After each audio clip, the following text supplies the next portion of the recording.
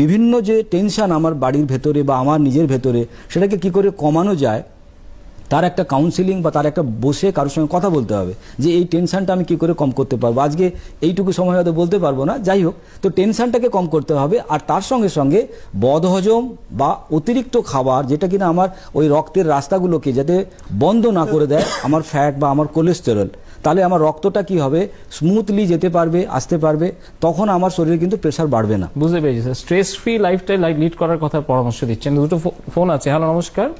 Hello hello হ্যাঁ হ্যাঁ বলুন। হ্যালো, নমস্কার, বলুন।